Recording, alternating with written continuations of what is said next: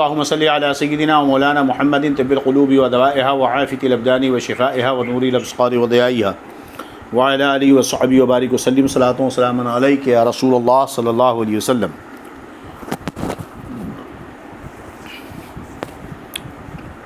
گزشتہ درس میں آپ نے سورۃ البقرہ کی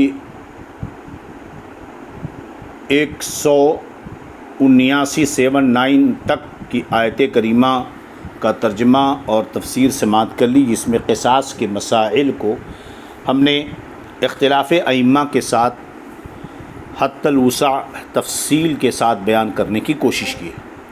اللہ رب العزت ہم سب کو اس کی برکتیں عطا فرمائے۔ آج کے درس میں آیت کریمہ سورۃ البقرہ پارہ 2 کی 180 نمبر کی ہے۔ قال اللہ عز وجل اعوذ باللہ من الشیطان الرجیم بسم اللہ الرحمن الرحیم کتب علیکم اذا حضر احدکم الموت ان ترک خیرا الوصیۃ للوالدین والاقربین بالمعروف حقا علی المتقین۔ اللہ رب العزت ارشاد فرماتا ہے کتب علیکم اذا حضر احدکم الموت، تم پر فرض ہوا کہ جب تم میں سے کسی کو موت آئے، ان ترک خیرا الوصیۃ للوالدین والاقربین، اگر کچھ مال چھوڑے تو وصیت کر جائے اپنے ماں باپ اور قریب کے رشتہ داروں کے لیے، بالمعروف حقا علی المتقین، موافق دستور یہ واجب ہے پرہیزگاروں پر۔ یاد رہے کہ جب تک دین اسلام میں میراث کے احکام جاری نہیں ہوئے تھے، نازل نہیں ہوئے تھے، اس وقت تک مرنے والوں پر اپنے مال کے بارے میں وصیت کرنا واجب تھا۔ پہلے لوگ زمانے جاہلیت میں یہ کرتے تھے کہ مرتے وقت اپنے مال کی وصیت اپنے رشتہ داروں کو نہیں بلکہ نہ جانے کیسے کیسے ادھر ادھر کے لوگوں کو کر جاتے تھے، جس سے منع کیا شریعت نے، اور یہ کہا کہ موافق دستور صحیح طریقے پر اپنے قریبی رشتہ داروں کو وصیت کریں۔ تو یہ آیت میراث کے نازل ہونے سے پہلے قریبی رشتہ داروں کے بارے میں مال میں وصیت کرنا یہ واجب تھا، کیونکہ اس وقت صرف وصیت کے مطابق مال تقسیم ہوتا تھا، اور جب میراث کے احکام نازل ہوئے تو وصیت کا حکم جو وجوب کا ہے وہ منسوخ ہو گیا۔ جب آیت کریمہ یوصیکم اللہ فی اولادکم للذکر مثل حظ الانثیین، یہ آیت کریمہ جب نازل ہوئی جو وراثت کے بارے میں ہے، تو پھر یہ آیت جو ابھی ہم نے پڑھی کتب علیکم اذا حضر احدکم الموت، یہ آیت اس کا حکم منسوخ ہو گیا۔ آیت منسوخ نہیں ہوئی، حکم منسوخ ہوا۔ تلاوت اب بھی ہے، قرآن میں موجود ہے، مگر اس کا حکم منسوخ ہو گیا ہے کہ اب قریبی رشتہ داروں کے لیے وصیت کرنا یہ جائز نہیں ہے، کیونکہ قریبی رشتہ داروں کے لیے شرع مطہر نے حصہ متعین کر دیا ہے وراثت میں۔ تو جب کوئی مرے تو اس کے قریبی رشتہ داروں کا حصہ من جانب اللہ شرع نے متعین کر دیا ہے، لہذا جب وہ حصے دار ہو گئے تو اب ان کے لیے وصیت کا حکم منسوخ ہو گیا۔ اب ان کے لیے وصیت کا حکم کیا ہو گیا؟ منسوخ ہو چکا ہے۔ یاد رہے کہ وصیت واجب ہونے کا حکم منسوخ ہو گیا ہے، لیکن وصیت کا جواز اب بھی باقی ہے۔ چنانچہ حضرت عبداللہ ابن عمر رضی اللہ عنہ سے روایت ہے کہ رسول اللہ صلی اللہ علیہ وسلم نے ارشاد فرمایا کہ کسی مسلمان کے لیے مناسب نہیں کہ اس کے پاس کچھ مال ہو اور وہ 2 راتیں اس طرح گزارے کہ اس کی وصیت اس کے پاس لکھی ہوئی نہ ہو۔ سمجھ رہے ہیں کہ اگر وصیت وہ جو ہے لکھ کر کے اپنے مال میں کس کے لیے وصیت ہے، یہ اس کے لیے کرنا جائز ہے۔ البتہ 1/3 تک وصیت ہو سکتی ہے، اس سے زیادہ نہیں۔ چنانچہ حضرت عبداللہ ابن عباس رضی اللہ عنہ کی روایت ہے کہ رسول کریم صلی اللہ علیہ وسلم ارشاد فرماتے ہیں کہ وصیت مال کے 1/3 حصے میں ہے، اور یہ 1/3 بہت ہے۔ البتہ وصیت یہ وارث کے لیے درست نہیں ہے، جو وارث ہوتے ہیں ان کے لیے وصیت نہیں درست نہیں ہے۔ حضرت انس رضی اللہ عنہ کی روایت ہے کہ حضور صلی اللہ علیہ وسلم نے فرمایا، اللہ تعالیٰ نے ہر حقدار کو اس کا حق دیا ہے، خبردار وارث کے لیے کوئی وصیت نہیں ہے۔ ہاں اگر بندے پر قرض ہے تو وصیت سے پہلے قرض ادا کرنا ضروری ہوگا، سمجھے کہ نہیں؟ کہ وصیت سے پہلے کیا ہے؟ قرض ادا کرنا ہے۔ مرنے والا انتقال کر گیا اور اس نے وصیت کر دی تو پہلے اس کے قرض کو ادا کیا جائے گا، پھر اس کے بعد 1/3 مال میں وصیت جاری ہوگی، اس سے زیادہ نہیں۔ اور یہ بھی شرط ہے کہ قریبی رشتہ داروں کو جن کا حصہ شریعت کی طرف سے متعین ہے ان کے لیے وصیت کرنا جائز نہیں ہے۔ ہاں اگر، اب تیسری بات، ہاں اگر ورثہ راضی ہوں 1/3 مال سے زیادہ کی وصیت کے معاملے میں، کہ ورثہ اگر اجازت دیں کہ ہاں کر سکتے ہیں تو کر سکتے ہیں، اور ان کی رضامندی ہو تو وارث کے لیے بھی وصیت ہو سکتی ہے۔ البتہ مرنے والا جب وہ وصیت کرے تو اسے ورثہ کا خیال رکھنا چاہیے۔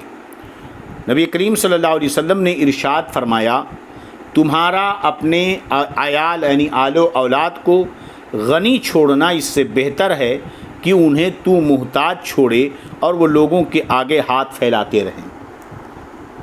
ایسا نہیں چاہیے کہ اپنے مال کا اکثر حصہ وصیت کر جائے تاکہ لوگ اسے سخی داتا کہیں اور بیوی بچے بھی بھیک مانگتے پھریں۔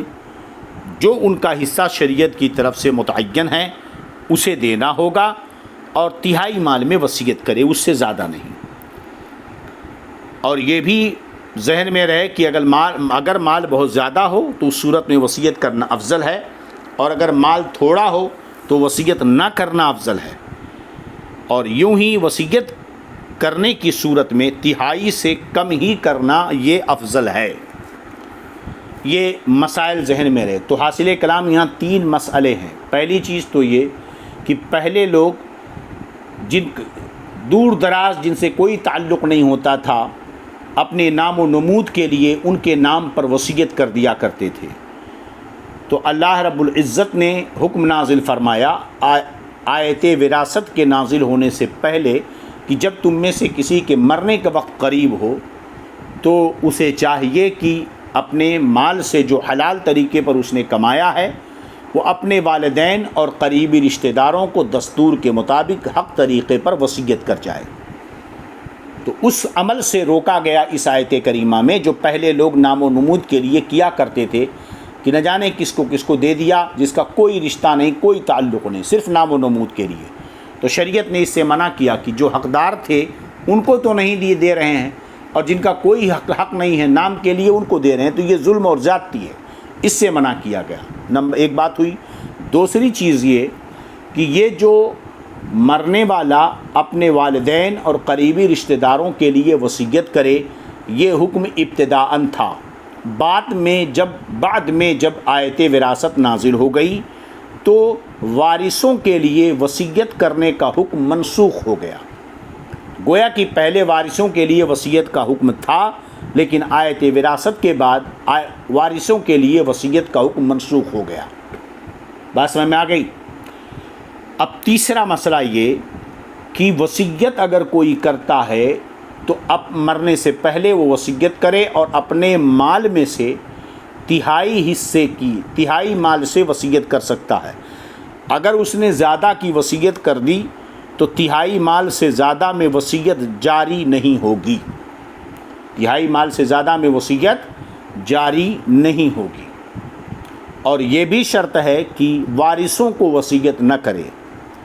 اب پانچواں مسئلہ، اگر وارث راضی ہوں، ورثہ راضی ہوں، تو اس صورت میں تہائی مال سے زیادہ بھی وصیت کر سکتا ہے، اور اگر ورثہ راضی ہوں کسی ایک وارث کے حق میں، مثلا ایک باپ کے 4-5 بیٹے ہیں، اس میں ایک بیٹا کم کما رہا، اس کے پاس نئی آمدنی کے ذرائع ہیں، بقیہ بھائی اچھی طرح کما رہے ہیں، بہترین آمدنی کا ذریعہ ہے، تو سارے بھائیوں نے کہا بھائی ہم لوگ اپنا کما کھا رہے ہیں، کوئی ٹینشن نہیں ہے ہمارے لیے، ہماری اولاد کے لیے، اس لیے ان سب نے راضی ہو کر باپ سے کہا کہ آپ چاہیں تو فلاں بھائی کے لیے زیادہ جائیداد دے سکتے ہیں، وصیت کر سکتے ہیں، یا کسی اور کے لیے وصیت کر سکتے ہیں، اگر ورثہ راضی ہیں تو یہ بھی جائز ہے۔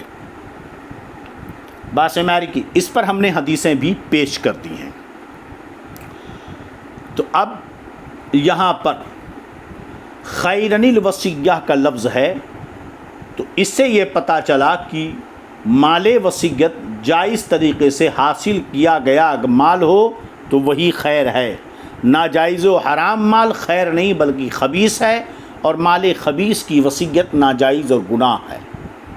ایک چیز اور یہ یہاں پر نقطے میں ذہن میں یاد رکھیں، اور دوسرے یہ کہ یہاں پر جو وصیت کا حکم ہے یہ ابتدا کا ہے جو بعد میں منسوخ ہو گیا، مگر حکم منسوخ ہوا ہے، آیت منسوخ نہیں ہوئی ہے۔ اب وصیت کیسے کہتے کسے ہیں؟ لغت میں وصیت کہتے ہیں بوقت موت معاملہ، جو بوقت موت کے معاملے کو لغت میں وصیت کہتے ہیں، البتہ شرعاً وصیت اس تملیک کو کہتے ہیں جو موت کے بعد ہو۔ بات سمجھ آ گئی کہ نہیں؟ اچھا، جب آیت میراث نازل ہو گئی تو اب والدین اقارب کے لیے صاحب مال پر وصیت فرض جو پہلے تھی اب نہیں ہے نا؟ اچھا، وصیت چار چیزوں کا ہونا ضروری ہے۔ نمبر 1 وصیت کرنے والا، نمبر 2 جس کے لیے وصیت کی، نمبر 3 جس چیز کی وصیت کی جائے، نمبر 4 جس کو وصیت کی جائے۔ اب ایسی چیز کی وصیت کر دیا جس پر قبضہ ہو ہی نہیں سکتا، یا ایسے کے لیے وصیت کر دیا جو موجود ہی نہیں ہے، مثلا یہ کہے کہ ایسے کے لیے وصیت کر دیا جس کا وجود ہی نہیں ہے، تو ان ساری چیزوں کی وصیت نہیں ہو سکتی۔ تو وصیت صحیح ہونے کے لیے ان 4 چیزوں کا پایا جانا ضروری ہے۔ چلیے اب آگے کی آیت کریمہ، اللہ رب العزت ارشاد فرماتا ہے فَمَن بَدَّلَهُ بَعْدَ مَا سَمِعَهُ فَإِنَّمَا إِثْمُهُ عَلَى الَّذِينَ يُبَدِّلُونَهُ إِنَّ اللَّهَ سَمِيعٌ عَلِيمٌ۔ تو جو وصیت کو سنا کر بدل دے، فَمَن بَدَّلَهُ بَعْدَ مَا سَمِعَهُ، تو جو وصیت کو سنا کر بدل دے، فَإِنَّمَا إِثْمُهُ عَلَى الَّذِينَ يُبَدِّلُونَهُ، اس کا گناہ انہی بدلنے والوں پر ہے، ان اللہ سمیع علیم، بے شک اللہ سنتا جانتا ہے۔ اب وصیت کو بدل دے، جو وصیت کا بدلنے والا چاہے خود وصیت کرنے والا ہو یا ولی ہو یا گواہ ہو، اور تبدیلی چاہے لکھنے میں کر دے یا بانٹنے میں کر دے، تقسیم میں کر دے یا گواہی دینے میں کر دے، البتہ اگر وصیت شرع کے موافق ہے تو بدلنے والا گنہگار ہوگا۔ سمجھ رہے؟ جو بھی بدلے گا وہ گنہگار ہوگا، دوسرے گنہگار نہیں ہوں گے۔ سمجھ رہے ہیں کہ نہیں؟ جو بدلے گا وہ گنہگار ہوگا۔ چلیے، یاد رہے کہ وصیت کے بارے میں ضروری ہے کہ شریعت نے جو قوانین بنائے ہیں اس پر عمل ہونا چاہیے، اس سے ہٹ کر عمل کی اجازت نہیں۔ مثال کے طور پر ورثہ راضی نہ ہوں پھر بھی تہائی مال سے زیادہ کی وصیت کر دی جائے اور اس پر عمل کر لیا جائے، یہ سب ناجائز و حرام ہے۔ سمجھ رہے ہیں کہ نہیں؟ ہاں، اسی طرح کاغذات میں تبدیلی کر دینا یا کسی دوسرے شخص کو وصیت کر دینا یہ بھی جائز نہیں ہے. جو کرے گا وہ گنہگار رہے گا. افسوس کا معاملہ یہ ہے کہ مال کی محبت میں لوگ وصیتوں میں بہت ہیر پھیر کرتے ہیں، وصیت کو چھپا دیتے ہیں، جعلی وصیت نامے بنا دیتے ہیں، وصیت میں تبدیلی کر دیتے ہیں. یہ سب سخت گناہ ہے، سمجھ رہے ہیں کہ نہیں؟ تو جب جان بوجھ کر سنا کر جو اس میں تبدیلی کرے گا، اللہ فرماتا ہے کہ اس کا گناہ اس کے اوپر ہے. آگے ارشاد فرماتا فمن خاف من موص جنفا او اثما فاصلح بینہم فلا اثم علیہ ان اللہ غفور رحیم.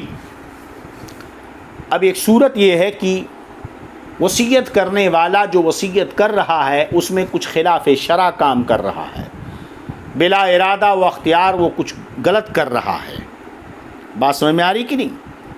تو وہاں جو لوگ موجود ہیں یا کوئی ذمہ دار ہے تو اسے چاہیے کہ اس کی اصلاح کرے، اس پر کوئی گناہ نہیں ہے. اس کو اللہ فرماتا ہے فمن خاف من موص جنفا او اثما فاصلح بینہم. پھر جسے اندیشہ ہو کہ وصیت کرنے والے نے کچھ بے انصافی یا گناہ کیا ہے نا. جنفن ہے نا، ایک لفظ ہے جنفن. تو جنف کا لغوی معنی جھکنے کے ہیں اور مائل ہونا ہے، مگر یہاں پر اعلیٰ حضرت نے کیا ترجمہ کیا؟ کچھ بے انصافی. تو مراد یہاں بلا قصد و ارادہ خطأً حق سے پھرنا ہے. اور اسمن اس پر قرینہ ہے کہ اسم آیا ہے، اسم کا معنی ہے جان بوجھ کر قصد و ارادے سے حق سے پھرنا. تو قصد و ارادے سے حق سے پھرنا اسے اسم کہیں گے، اثم گناہ کہیں گے، اور جنفن بلا ارادہ. تو جو جسے اندیشہ ہو کہ وصیت کرنے والے نے کچھ بے انصافی یا گناہ کیا ہے تو اس نے ان میں صلح کرا دی، اس پر کچھ گناہ نہیں، اسے کرنا چاہیے. بے شک اللہ رب العزت جو ہے بڑا مہربان بخشنے والا ہے. تو حاصل کلام یہ لکھا کہ وارث یا وصی یا امام یا قاضی جس کو بھی وصیت کرنے والے کی طرف سے نا انصافی یا ناحق کارروائی کا اندیشہ ہو، اگر وہ موصی لہو یا وارثوں میں شریعت کے موافق صلح کرا دے تو گنہگار نہیں ہے. کیوں؟ اس لیے کہ اس نے حق کی حمایت کے لیے باطل کو بدلا ہے. یہاں ایک قول یہ بھی ہے کہ مراد وہ شخص ہے جو وقت وصیت دیکھے کہ وصیت کرنے والا حق سے تجاوز کر رہا ہے اور خلاف شرع طریقہ اختیار کر رہا ہے تو اس کو روک دے اور حق اور انصاف کا حکم دے. تو مسئلے کی نوعیت معلوم ہو گئی. بہرحال وصیت کا حکم اب بھی ہے، صرف اتنا منسوخ ہوا ہے کہ جن کا حصہ شریعت نے متعین کیا ہے اب ان کے بارے میں وصیت کرنا جائز نہیں ہے. اب آگے کی آیت کریمہ آیت نمبر 183 یا ایھا الذین آمنوا کتب علیکم الصیام کما کتب علی الذین من قبلکم لعلکم تتقون. اے ایمان والو، تم پر روزے فرض کیے گئے جیسے اگلوں پر فرض ہوئے تھے کہ کہیں تمہیں پرہیزگاری ملے. یا ایھا الذین آمنوا، اس آیت کریمہ میں روزوں کی فرضیت کا بیان ہے. اب روزہ کہتے کسے ہیں؟ روزہ شرع مطہر میں اس کا نام ہے کہ مسلمان چاہے مرد ہو یا عورت، تو روزہ عرف شرع میں کہتے ہیں مسلمان کا بنیت عبادت صبح صادق سے غروب آفتاب تک اپنے آپ کو قصداً کھانے پینے اور جماع سے روک رکھنا ہے. عورت کے لیے حیض و نفاق سے پاک ہونا بھی شرط ہے. عورت کے اوپر ایک ضروری چیز اور ہے کہ وہ حیض و نفاق سے پاک ہو. روزہ دوسری ہجری 10 شعبان کو رمضان کا یہ روزہ فرض ہوا ہے. سمجھ رہے ہیں کہ نہیں؟ ہاں چلیے اب اس میں روزہ، اس میں اللہ کیا فرماتا؟ ایمان والو تم پر روزے فرض کیے گئے جیسے تم سے پہلوں پر روزے فرض کیے گئے۔ تو اس آیت سے یہ ثابت ہوتا ہے کہ روزے یہ بڑی قدیم عبادت ہیں، حضرت آدم سے لے کر تمام شریعتوں میں روزے فرض ہوتے چلے آئے ہیں، اگرچہ دین احکام مختلف تھے مگر اصل روزہ سب امتوں پر لازم تھا۔ اب آگے کی آیت میں، اسی آیت کے آخری ٹکڑے میں روزے کے فرض ہونے کی علت بیان کی، لعلکم تتقون، اور تم گناہ سے بچو۔ کیوں روزہ فرض کیا؟ اس امید پر کہ تم گناہ سے بچو۔ یہ رب کی طرف امید نہیں، اس کا تعلق بندوں سے ہے کہ بندے روزہ رکھیں اس امید پر کہ گناہ سے وہ بچیں، کہ کہیں تمہیں پرہیزگاری ملے۔ کیوں؟ کیونکہ یہ کسر نفس کا سبب اور متقین کا شعار ہے۔ چنانچہ نبی کریم صلی اللہ علیہ وسلم نے حدیث پاک میں ارشاد فرمایا، یا معاشر الشباب من استطاع منکم الباءۃ فلیتزوج فإنہ اغض للبصر واحسن للفرج۔ اے جوانوں کی جماعت، تم میں سے جو نکاح کی طاقت نہ رکھے تو وہ شادی کر لے۔ جو تم میں سے یا معاشر الشباب من استطاع منکم الباءۃ فلیتزوج، جو شادی کی طاقت و قوت رکھتا ہو وہ نکاح کر لے، اس لیے کہ یہ نکاح کی حفاظت کرتا ہے، نکاح اور شرمگاہ کی حفاظت کرتا ہے۔ اور من لم یستطیع فعلیہ بالصوم فإن الصوم لہ وجاء، اسے اور جو شادی کی طاقت نہ رکھے، جوان ہو گیا ہے تو اس کے اوپر روزہ رکھنا چاہیے اسے، کیونکہ روزہ یہ گناہوں کے لیے ڈھال ہے، کسر نفس کو توڑتا ہے روزہ۔ اس آیت کریمہ میں اللہ نے فرمایا، اے ایمان والو تم پر روزے فرض کیے جیسا کہ پہلوں پر فرض کیے گئے ہیں۔ تو الذین سے تمام، تم سے پہلے ساری امتیں حضرت آدم سے لے کر، صرف نصارہ یا یہود مراد نہیں ہیں۔ اور یاد رہے کہ روزے کی تعداد میں یہ مسئلہ نہیں ہے، نفس روزہ میں جو ہے تشبیہ دی گئی ہے کہ جیسے پہلوں پر روزہ فرض کیا گیا ایسے تم پر، یعنی دینوں کے بارے میں یہاں تشبیہ نہیں دی گئی ہے، مقدار و کیفیت میں نہیں، کیونکہ اگلی تمام امتوں پر رمضان کے روزے فرض نہیں تھے، بلکہ کچھ دنوں کے آگے پیچھے کے روزے اس طرح فرض تھے، جیسے حضرت آدم علیہ السلام پر ایام بیز کے روزے فرض تھے، جیسے یعنی کہ ہر چاند کی تاریخ کے 13ویں 14ویں اور 15ویں کے روزے حضرت آدم پر فرض تھے جو ایام بیز کے کہلاتے ہیں، 13ویں 14ویں 15ویں، اور موسیٰ علیہ السلام کی قوم پر عاشورہ کا روزہ فرض تھا۔ سمجھے کہ نہیں؟ ہاں، تو اب یہ رمضان کے روزے تم پر فرض کیے گئے۔ کتنے فرض کیے گئے؟ ایام معدودات فمن کان منکم مریضا او علی سفر فعدۃ من ایام اخرى وعلی الذین یطیقونہ فدیۃ طعام مسکین فمن تطوع خیرا فهو خیر لہ وان تصوموا خیر لکم ان کنتم تعلمون۔ اللہ رب العزت ارشاد فرماتا ہے، اے ایمان والو تم پر روزے فرض کیے گئے جس طرح کہ تم سے پہلی امتیوں پر فرض کیے گئے، کہ کہیں تمہیں پرہیزگاری ملے۔ کتنے روزے؟ ایام معدودات، گنتی کے دن ہیں۔ یہ روزے کتنے دن کے ہیں؟ گنتی کے دن کے ہیں، بہت بھاری نہیں ہیں، گنتی کے دن کے ہیں۔ اب یہاں پر معدودات کا لفظ ہے، کس کا لفظ ہے؟ معدودات کا لفظ ہے۔ یہ معدودات جو ہے، اہل عرب جب معدود جو کا لفظ بولتے تھے تو وہاں پر 40 سے کم کی کے عدد پر معدود کا لفظ استعمال ہوتا تھا اہل عرب کے نزدیک۔ اہل عرب جو ہے 40 سے کم پر معدود کا لفظ استعمال کرتے تھے، اور اس کے زیادہ پر جو ہے موزون، اہل عرب جو ہے 40 سے کم کو معدود اور اس سے زیادہ کو موزون سے تعبیر کرتے تھے۔ اس لیے یہاں پر معدودات فرمایا کہ، اور اعلیٰ حضرت نے کہا ترجمہ کہ گنتی کے دن، زیادہ نہیں ہیں. تو 30 اگرچہ زیادہ ہیں مگر معدودات کا لفظ استعمال کیا. اس تعبیر کی علت یہ ہے کہ اگرچہ رمضان کے روزے بہت ہیں مگر مکلفین کا حوصلہ بڑھانے کے لیے انہیں قلیل فرمایا تاکہ بندے بآسانی روزہ رکھنے پر آمادہ ہو جائیں. بھئی تھوڑا سا کام ہے، چلیے، اگرچہ 4-5 گھنٹے کا کام ہو، کہ تھوڑا سا کام ہے، چلیے، تو آدمی کی ہمت و جرت ہو جاتی ہے، چلیے کرتے ہیں.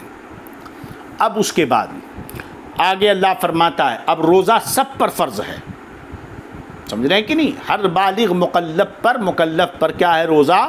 مومن مسلمان پر روزہ فرض ہے. اب اس کے بعد مسائل کا ذکر. فمن کان منکم مریضا او علی سفر فعدۃ من ایام اخر.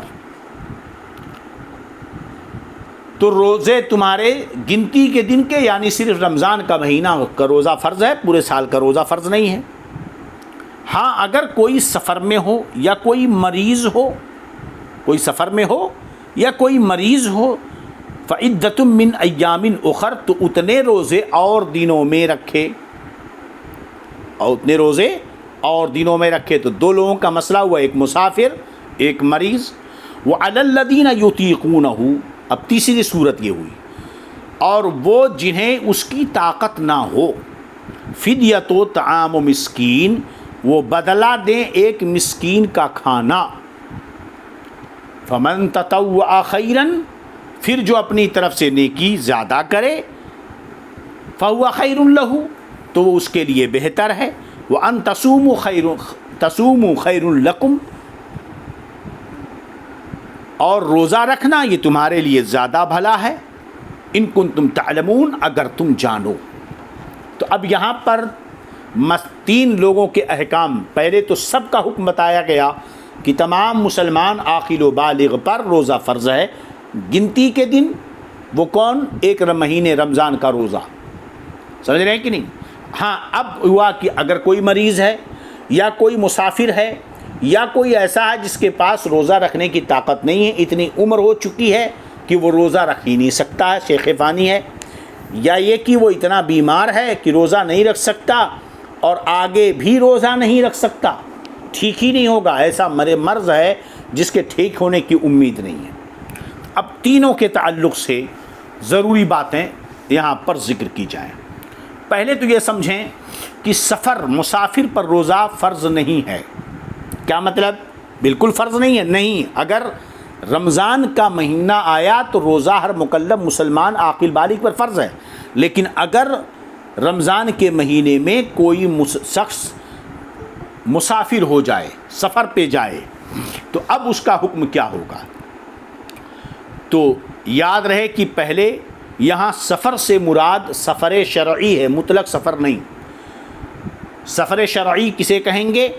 موجودہ انگریزی کے حساب سے 92 کلومیٹر کی مسافت، 92 کلومیٹر کی مسافت یہ ہے مدت سفر. تو جو ہے نا تو جو وطن اصلی سے اس مسافت پر ہو، اتنی مسافت پر ہو، یا اتنی قدر مسافت طے کرنے کے ارادے سے گھر سے نکلا ہو، وہ مسافر شرعی ہے. اب مسافر شرعی پر اگر وہ آدمی سفر شرعی پر ہے اور رمضان کا روزہ آ گیا تو وہ اس کے لیے رخصت ہے کہ وہ روزہ نہ رکھے تو گنہگار نہیں ہوگا. بات سمجھ میں آ رہی کہ نہیں؟ ہاں. اب اس میں بھئی وجہ کیا ہے؟ اس لیے کہ مریض کو روزہ رکھنے میں مشقت ہے کہ بیماری بڑھ جائے گی، اور مسافر کے لیے سفر میں مشقت ہے، سحری کھانا کہاں کھائے گا، افطار کب کرے گا، تو سفر میں چونکہ مشقت ہے تو روزہ سفر کی حالت میں یا مرض کی حالت میں جو روزہ نہ رکھنے کی رخصت ہوئی، حالت مرض اور حالت سفر میں اگر روزہ رکھنے میں مشقت ہو تو افطار کرنے کی اجازت ہے. اب اس میں امام شافعی کا مسلک یہ ہے کہ اگر جو ہے سفر کرنے میں مشقت ہو تو افطار کرنے کی اجازت ہے، ورنہ نہیں. کیونکہ چاہے وہ مرض کی حالت ہو یا سفر کی حالت ہو، دونوں وقت میں جو افطار کی رخصت ہے اس کی علت ہے مشقت۔ لہذا اگر سفر ایسا ہو کہ اس میں مشقت نہ ہو تو افطار کی رخصت نہیں ہوگی۔ یہ ہمارا مسلک نہیں ہے۔ مذہب حنفی میں مرض میں افطار کی جو رخصت ہے اس کی وجہ جہد و مشقت ہے، لیکن سفر میں افطار کے لیے مشقت کی شرط نہیں ہے، کیونکہ سفر خود مشقت کے قائم مقام ہے۔ السفر کالسقر، سمجھ رہے ہیں کہ نہیں، کہ سفر خود ایک مشقت ہے۔ اب اگر کتنی ہی آسانیاں پیدا ہو جائیں، جیسے فلائٹ اور ٹرین وغیرہ کا سفر کچھ بھی ہو، لیکن جب سفر خود مشقت کے قائم مقام ہے تو سفر اگر آرام دہ بھی ہو، جیسے ہوائی جہاز یا ٹرین وغیرہ کا سفر، جب بھی افطار کرنے کی اسے اجازت ہے، اسے افطار کرنے کی اجازت ہے، لازم اور ضروری نہیں ہے۔ تو اگر آدمی سفر پر ہو، روزہ نہ رکھے تو گنہگار نہیں ہوگا۔ سمجھ رہے ہیں کہ نہیں؟ چلیے، تو سفر سے وہی مراد ہے جو ہم نے بتایا کہ 3 دن سے کم نہ ہو۔ تو اس آیت میں اللہ نے مریض اور مسافر کو رخصت دی کہ اگر اس کو رمضان المبارک میں روزہ رکھنے سے مرض کی زیادتی ہو جائے یا ہلاک ہو جانے کا اندیشہ ہو یا سفر میں شدت و تکلیف کا اسے ڈر ہو، تو وہ مرض اور سفر کے ایام میں افطار کرے، اور بجائے اس کے ہے نا ایام منہیہ، یعنی وہ جو 5 دن جن میں روزہ رکھنا جائز نہیں ہے نا، ایام منہیہ کے سوا اور دنوں میں اس کی قضا کرے۔ اب ایام منہیہ کون ہیں؟ وہ 5 دن ہیں جن میں روزہ رکھنا جائز نہیں، دونوں عیدیں، 2 دن ہو گئے، اور ذوالحجہ کی 11ویں 12ویں 13ویں، بقرعید کی 11ویں 12ویں 13ویں، اور دونوں عیدیں، یعنی 10ویں بقرعید کا جو پہلا دن ہے 10ویں ذی الحجہ یہ، اور عید کا دن 2، اور 10ویں کے بعد 11ویں 12ویں 13ویں۔ اس کو یوں دیکھیے، ایک دن بقرعید، ایک دن عید کے، 4 دن بقرعید کے، 10 11 12 13، یہ 5 دن روزہ رکھنا منع ہے۔ تو مسافر یا مریض اگر رمضان میں ہے نا، اگر اس کو رمضان میں روزہ رکھنے سے مرض کی زیادتی کا اندیشہ ہو، ہلاک ہونے کا مریض کے لیے، یا سفر میں شدت و تکلیف ہو، تو مرض اور سفر ان دونوں حالتوں میں ہے نا افطار کرے، یعنی وہ روزہ نہ رکھے، مگر اس کے بعد ایام منہیہ کو چھوڑ کر اور دنوں میں اس کی قضا ادا کرے۔ یہ بات سمجھ میں آ گئی کہ نہیں؟ البتہ مریض مرض بڑھ جانے کا وہم، مریض کو محض وہم پر روزے کے افطار کی اجازت نہیں ہے۔ بس ڈاؤٹ ہو گیا کہ جیسے آج کل تھوڑا سا بخار آیا کہتے ہیں روزہ توڑ دو، ہے نا، ماں باپ جوان بیٹے کا روزہ تھوڑا سا وہ کمزوری دکھی روزہ توڑوا دیتے ہیں، تھوڑا سا کچھ ہاتھ پیر میں تکلیف ہو گئی روزہ توڑوا دیا، ذرا چہرہ کیا اتر گیا روزہ توڑوا دیا، زیادہ کمزوری نقاہت کی وجہ سے سو گیا روزہ توڑوا دیا۔ نہیں، یہ سب نہیں اہمیت ہے۔ محض وہم کی بنا پر روزہ افطار جائز نہیں ہے جب تک دلیل یا تجربہ یا غیر ظاہر الفسق طبیب کی خبر سے اس کا غلبہ ظن حاصل نہ ہو کہ روزہ مرض کے طول یا زیادتی کا سبب ہوگا۔ اب ایسے ڈاکٹر کہاں ملتے ہیں؟ اکثر ڈاکٹر تو فاسق و فاجر ہوتے ہیں، سمجھ رہے ہیں کہ نہیں؟ ہاں، جب تک یقین نہ ہو تب تک مریض کو روزہ توڑنے کی اجازت نہیں ہے۔ اب ایک مسئلہ اور کہ جو شخص بالفعل بیمار نہ ہو، فی الحال تو بیمار نہیں ہے، لیکن مسلمان طبیب یہ کہے کہ وہ روزہ رکھنے سے بیمار ہو جائے گا، ایک شخص ایسا ہے، تو یاد رہے کہ وہ بھی مریض ہی کے حکم میں ہے۔ اسی طرح حاملہ یا دودھ پلانے والی عورت کو اگر روزہ رکھنے سے اپنے یا بچے کے جان کا یا اس کے بیمار ہو جانے کا اندیشہ ہو تو اس کو بھی افطار جائز ہے، فدیہ دینے کی اجازت، افطار جائز ہے۔ بعد میں جب دودھ پلانے کے دن ختم ہو جائیں، سمجھ رہے ہیں کہ نہیں، یا حمل کا دن جب ختم ہو جائے تو اس کی وہ کیا کرے گا؟ وہ عورت پھر سے ان کو روزوں کو رکھے گی بعد میں دوسرے دنوں میں، فدیہ دینے کی اجازت نہیں ہے۔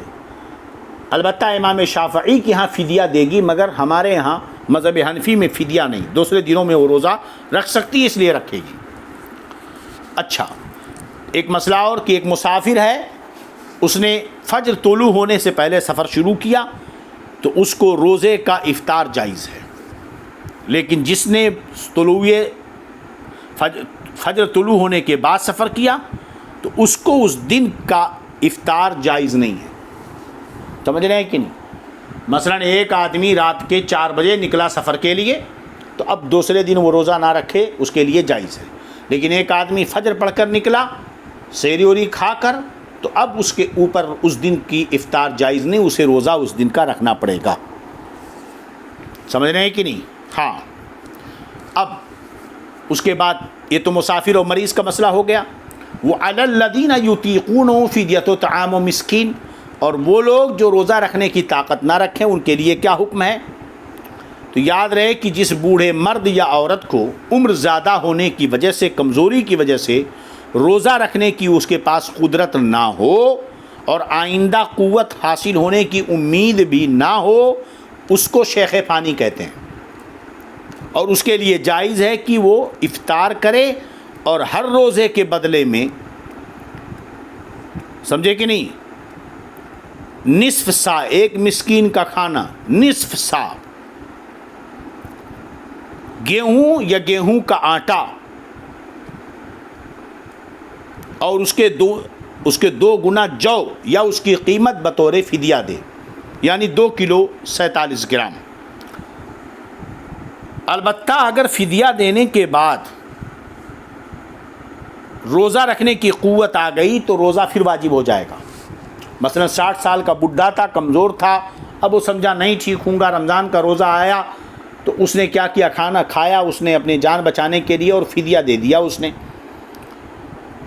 مگر 61 سال کا ہوا، ابھی کمزور تھا، 62 سال کا ہوا، ابھی کمزور تھا، اب اس کے بعد 63ویں سال اللہ کی مرضی کی وہ پھر سے تندرست ہو گیا، روزہ رکھ سکتا ہے، تو جو فدیہ دیا وہ صدقہ ہو گیا، قضا کرنا پڑے گا۔ تو فدیہ دینے کے بعد روزے رکھنے کی قوت آ گئی تو روزہ واجب ہے۔ اب ایک مسئلہ اور یاد رکھیں، اگر شیخ فانی، اب یہاں پر کہ بھئی ایک ایسا آدمی ہے جو بہت کمزور ہے، عمر دراز ہے، بالکل کمزور نحیف ہے، تو اس کا حکم ہے کہ روزہ نہ رکھے اور فدیہ دے، لیکن اب آدمی اتنا غریب ہے کہ فدیہ بھی نہیں دے سکتا، تو اگر شیخ فانی نادار ہو، غریب ہو، فدیہ دینے کی قدرت نہ رکھے تو اللہ سے استغفار کرے اور اپنے عفو کی تقصیر کی دعا کرتا رہے۔ بات سمجھ میں آ گئی کہ نہیں؟ تو یہ چند مسائل تھے جو ہم نے یہاں پر آپ کو بیان کر دیے، ٹھیک ہے۔ اب آگے آخر میں آیت کریمہ وَأَن تَصُومُوا خَيْرٌ فَمَن تَطَوَّعَ خَيْرًا فَهُوَ خَيْرٌ لَهُ وَأَن تَصُومُوا خَيْرٌ لَكُمْ إِن كُنتُمْ تَعْلَمُونَ، ہے نا، کہ مسافر پر اگر رمضان کے مہینے میں کوئی مسافر ہوا یا مریض ہوا تو اس کے لیے رخصت تو ہے کہ وہ افطار کرے اور دنوں میں اس کی دوسرے دنوں میں رکھے۔ جب سفر سے واپس آئے تو مثلا 10 روزے اس کے مسافرت میں تھے، اس نے نہیں رکھے، تو واپس آئے جب گھر تو رمضان کے بعد وہ 10 دن کے روزے وہ رکھے، یا پورا مہینہ وہ سفر میں تھا نہیں رکھا روزہ اس نے، تو واپس آئے تو جب مقیم ہوا تو ان روزوں کو رکھے گا، وہ 30 دن کے روزے کیا کرے گا، رکھے گا۔ تو یہ رخصت ہے حالت سفر میں، لیکن اگر اس کے باوجود وہ رمضان کے مہینے میں روزے رکھتا ہے تو یہ اس کے لیے بہتر ہے۔ تو اس سے معلوم ہوا کہ اگرچہ مسافر اور مریض کو افطار کی رخصت اور اجازت ہے، لیکن زیادہ بہتر اور افضل روزہ رکھنا ہی ہے۔ وَأَن تَصُومُوا خَيْرٌ لَكُمْ إِن كُنتُمْ تَعْلَمُونَ، ہے نا، تو روزہ رکھو، یہ زیادہ بہتر ہے تمہارے لیے۔ اب آپ مجھے بتائیے کہ یقیناً مرض کی حالت میں تو سمجھ میں آتا ہے کہ آدمی روزہ شاید نہ رکھ پائے، لیکن مسافرت کی حالت میں موجودہ وقت میں ایسا بہت کم ہوتا ہے کہ اگر مشقت تو ہے مشقت ہو بھی نہ تو شریعت نے سفر کو مشقت مانا ہے، اور شریعت نے جب مشقت مان لیا تو ہم کون ہوتے ہیں اس میں دخل اندازی کرنے والے؟ تو شرع میں سفر خود مشقت کے قائم مقام ہے، تو رخصت تو ہے کہ مثلا وہ 5 رمضان کو ممبئی سے یو پی سے ممبئی کے لیے نکلا، 3 دن اس نے راستے میں گزار دیے، اور پورا 10 دن تک جو ہے بمبئی میں یہاں سے وہاں وہاں سے وہاں بھاگتا رہا، پھر وہاں سے گوا کو نکلا، گوا سے کرناٹک آیا، کرناٹک سے گجرات گیا، گجرات سے پھر کلکتہ گیا، کلکتہ سے اڑیسہ گیا، اڑیسہ سے پھر جو ہے کیا کیا واپس مدھیہ پردیش، پھر جو ہے چلا گیا پنجاب، پھر پنجاب سے واپس گیا اتر پردیش، مسلسل وہ سفر میں رہا۔ تو سفر کی حالت میں تو اسے اجازت تھی کہ وہ رخصت ہے کہ روزہ نہ رکھے، لیکن بعد میں وہ روزہ رکھ لے، یہ تو ہو گئی رخصت۔ عمومی حالت میں دیکھا جائے تو موجودہ وقت میں ٹرینوں میں کبھی اتفاقیہ ایسا ہوتا ہے کہ ایسی دشواری آ جائے کہ نہ رکھ سکے، چاہے تو وہ رکھ سکتا ہے، تو اگرچہ شریعت نے اسے رخصت دی ہے۔ تو آج جو ماحول ہے شریعت سے بیزاری کا، جو رمضان میں نہیں رکھے گا بعد میں کیا کھا کر رکھے گا؟ تو جو اس رخصت کو دیکھتے ہوئے ہم نے بہت سارے لوگوں کو دیکھا کہ بڑی طوفان بدتمیزی کرتے ہیں، انہیں ایسا نہیں کرنا چاہیے۔ بالخصوص رمضان میں چندہ کرنے والے سفراء کو ان ساری چیزوں پر توجہ دینی چاہیے۔ لوگ ان کے ایک ایک حرکتوں پر نظر رکھتے ہیں، کتنے لوگ ہوتے ہیں جو ایسی بیزاری اور ایسی سی باتیں کرتے ہیں کہ چندہ کرنے آتے ہیں مدرسے کا اور روزہ ایک نہیں رکھتے، تراویح ایک نہیں پڑھتے ہیں۔ ہاں، یہ ساری صورتیں صحیح نہیں ہیں۔ رمضان شریف میں ہم بھی باہر رہتے ہیں مسلسل پورا 2 رمضان سے لے کر کے، لیکن کبھی ایسا نہ ہوا کہ روزہ رکھنے میں تکلیف رہی ہو یا سحری اور افطار میں تکلیف رہی ہو۔ تو روزہ رکھ لینا چاہیے، نہ کہ اسے ترک کر دینا چاہیے، مگر یاد رہے کہ شریعت نے رخصت دی ہے، تو اگر کوئی نہیں رکھتا ہے حالت سفر میں تو ہم اسے الزام نہیں دے سکتے۔ اب بعد میں وہ رکھتا ہے کہ نہیں رکھتا ہے، ہم اس کے بارے میں نہیں جانتے، تو مسلمان کے تعلق سے حسن ظن رکھنا چاہیے، اس لیے انہیں غلط بھی نہیں کہنا چاہیے۔ ھذا ما عندی واللہ اعلم بالصواب۔ اب آگے کی آیت،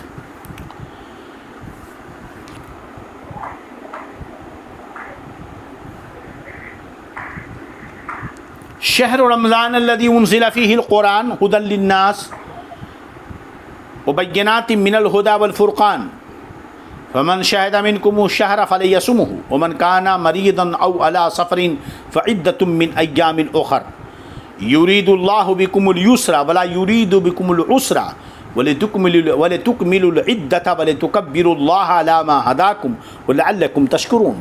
شہر رمضان الذی انزل فیہ القرآن، رمضان کا مہینہ جس میں قرآن اترا۔ سوال یہ پیدا ہوتا ہے کہ قرآن تو رمضان کے مہینے کے علاوہ بھی اترا ہے، تو پھر اس آیت کریمہ میں یہ فرمایا کہ رمضان کا مہینہ جس میں قرآن اترا، تو اس کا معنی یہ ہے کہ رمضان وہ ہے کہ جس کی شان و شرافت میں قرآن پاک نازل ہوا، اور یہ کہ قرآن کریم میں نزول کی ابتدا جو ہوئی وہ رمضان میں ہوئی، اور یہ کہ قرآن کریم مکمل طور پر رمضان المبارک کی شب قدر میں لوح محفوظ سے آسمان دنیا کی طرف اتارا گیا اور بیت العزت میں رہا، اور اسی آسمان پر یہ بیت العزت اسی آسمان پر ایک مقام ہے، یہاں سے وقتاً فوقتاً حسب اقتضائے حکمت جتنا جتنا اللہ کو منظور ہوا جبریل امین لاتے رہے، اور یہ قرآن کا نزول 23 سال کے عرصے میں پورا ہوا ہے۔ تو رمضان کا مہینہ جس میں قرآن اترا، یعنی بیک وقت لوح محفوظ سے، ہے نا، لوح محفوظ سے جو آسمان دنیا کی طرف جو نزول ہوا، یہاں پر وہ مراد ہے۔ یہ قرآن کیا ہے؟ ھدی للناس، لوگوں کے لیے یہ ہدایت ہے، وبینات، لوگوں کے لیے ہدایت، وبینات من الھدی، اور رہنمائی، والفرقان، اور فیصلے کی روشن باتیں۔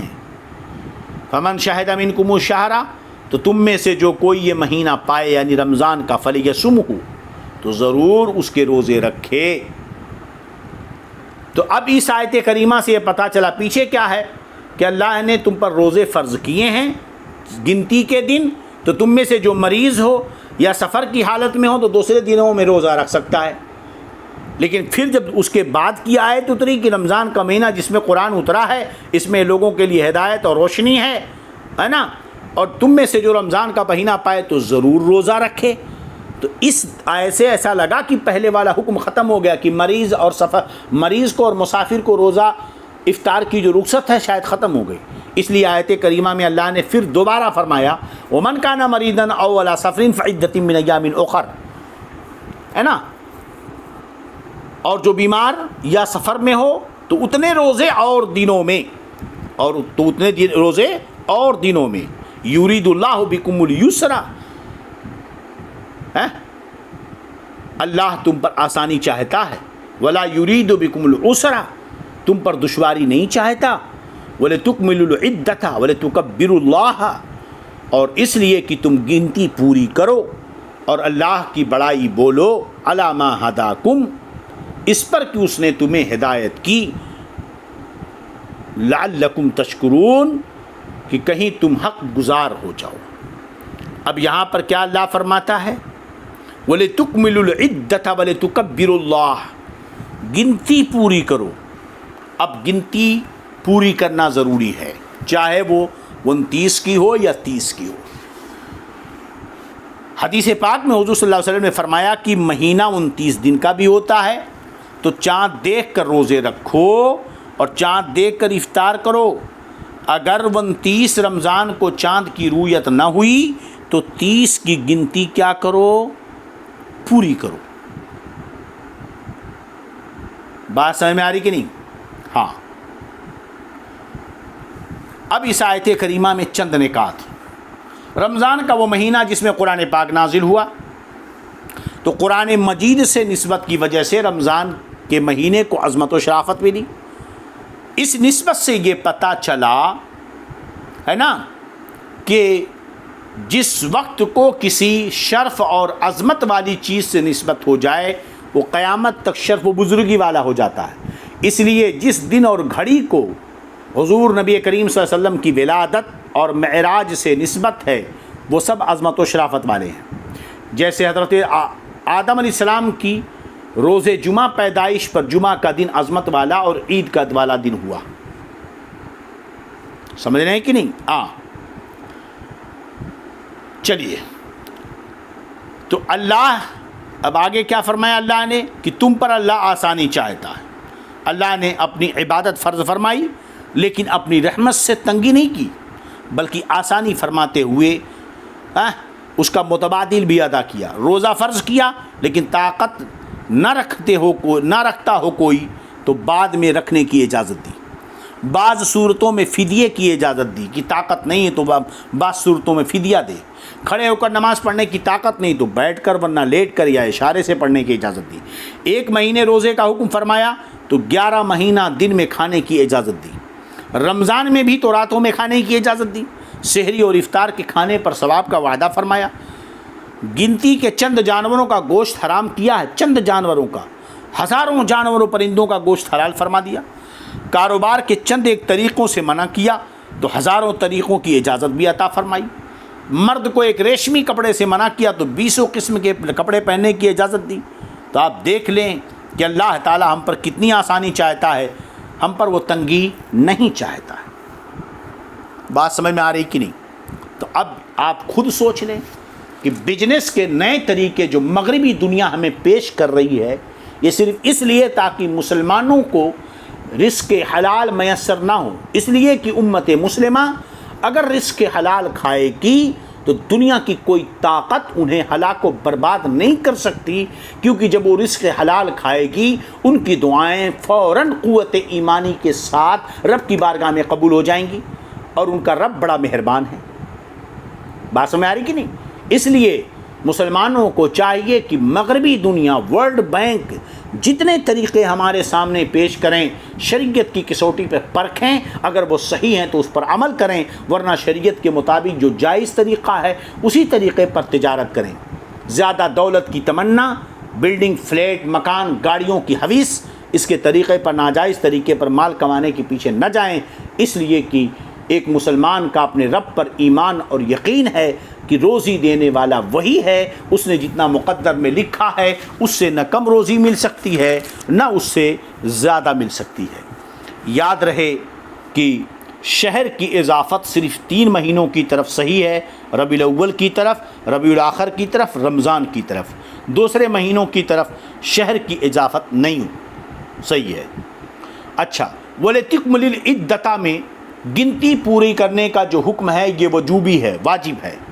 تو اس سے مراد یہ ہے کہ ماہ رمضان کے مکمل دنوں میں روزہ رکھنا چاہیے، لہذا اگر 29 کی رویت ثابت نہ ہو تو 30 کی گنتی مکمل کرنا جو ہے لازم ہے، اور اگر 29 کی رویت ثابت ہو جائے تو 29 دن ہی اسے پورا کرنا ہوگا۔ بات سمجھ کی نہیں؟ اسی طرح اللہ نے فرمایا فمن شہد منکم الشہر فلیصمہ، جو رمضان کا مہینہ پائے تو روزہ رکھے۔ مہینہ کب ملے گا؟ جب چاند کا ثبوت ہوگا۔ جو بھی رمضان کا مہینہ پائے، جہاں بھی پائے، تو یہ کب ہوگا؟ جب چاند کا ثبوت ہوگا۔ اس عموم سے ثابت ہوا کہ رمضان کا ثبوت چاہے رویت ہلال سے ہو یا دلیل شرعی سے، دونوں صورتوں میں دوسرے دن روزہ رکھنا فرض ہے۔ اس سے یہ بھی معلوم ہوا کہ مطالع کا اختلاف معتبر نہیں ہے۔ کہیں کا طول البلد کچھ اور ہوتا ہے ڈگری پر، کسی کا کچھ نیچے ہوتا ہے، کسی کا اوپر ہوتا ہے، مگر اس کا اعتبار نہیں ہے۔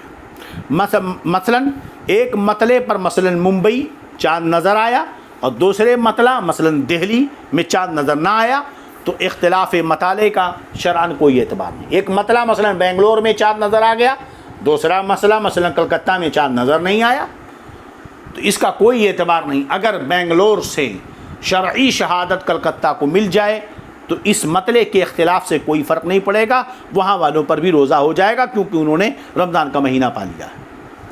رویت ہلال کے احکام جاری ہوں گے، شرعی دلیل سے ثابت ہونا ضروری ہے۔